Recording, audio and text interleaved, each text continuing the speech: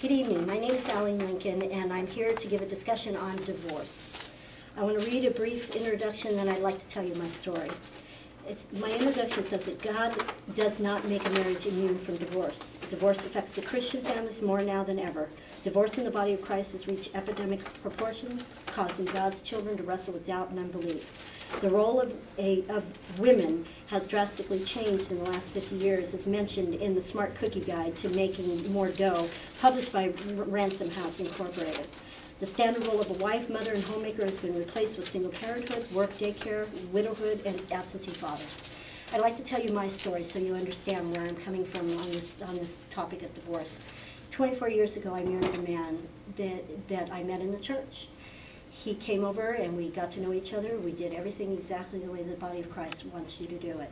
We went through counseling. We didn't have any extramarital sex. We stayed pure, and then we got married. Unfortunately, after I married him, a few days on our honeymoon, I met the real husband, or the real Tom, I should say.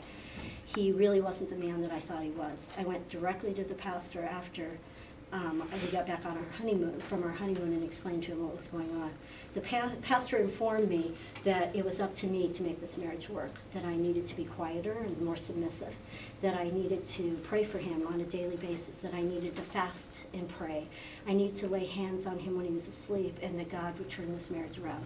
Well, unfortunately 3 years ago, my ex-husband now walked away from our marriage. He walked away because for 22 out of the 24 years he'd had extramarital affairs. I wanted to talk to you about divorce because it's been not only a hardship on not just me but my children, but being a women's minister for 13 years, I've watched what a hardship it's been on other women in the body of Christ. Divorce has hit an epidemic high. Dr. Tim Clinton states in its Keeping Love Alive series that 50 to 66% of Christian marriages, not non-Christian marriages, but Christian marriages, will end up in a divorce or have ended up in a divorce. He even goes as far to say that the prediction is probably closer to 1 out of every 2 Christian marriages will end up in a divorce. That is an epidemic. We're trying to teach our children what marriage should look like, and what our children are learning is quite the opposite. They're seeing their families ripped apart. They're seeing Satan win. They're seeing God lose. And it's not only devastating the husband and the wife, it's devastating the children.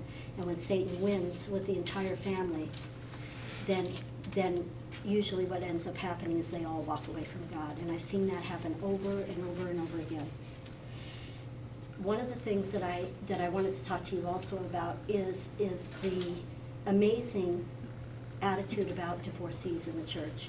I was raised Catholic as a young girl, and my father ended up divorcing my mother. My father divorced my mother because of infidelity. My mother was caught 2 separate times in two different compromising situations.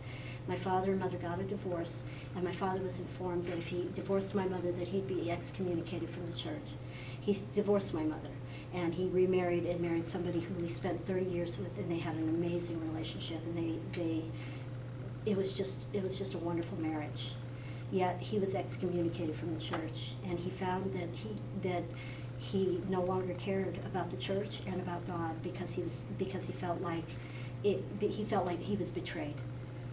The Bible talks about how if a member or a spouse does have infidelity, that you're able to divorce that person, and that God sees that divorce as being legitimate. Yet in the Catholic Church, you're excommunicated from the church.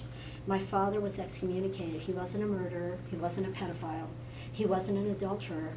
He got a divorce.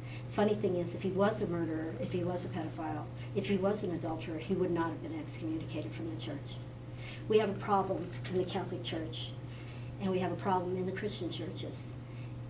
Divorce is all around us, and we need to start taking care of those that have been divorced. It's an epidemic, and unfortunately we keep shooting the wounded instead of helping the wounded. I wanted to speak tonight about this subject because it is close to my heart, and it is something that I've had to deal with. It's hard enough when your friends shun you, especially your married friends, because now you're single and they don't really want to be with you anymore. but it's really hard when your friends in the church shun you and you're treated differently. Many women in the body of Christ don't tell people what's going on in their lives because they're ashamed. And a lot of them have situations like I did, where they tried everything. They did everything they were told to do, and yet the man chose to walk away. We need to start taking care of our wounded, and we need to start healing this sickness in the body of Christ. God called man and woman to be together so they didn't have to be alone. He brought them together in holy matrimony. And we need to, as a body of Christ, train up the ones that want to be married and help the ones that have been divorced. In conclusion, I want to say that the body of Christ is missing certain areas. And I just want to make sure that this speech lets you know, coming from my heart, what it feels like to be one of those wounded. I thank you for your time. I wish to God to bless you and to keep you. And again, my name is Alan Lincoln. Thank you for listening.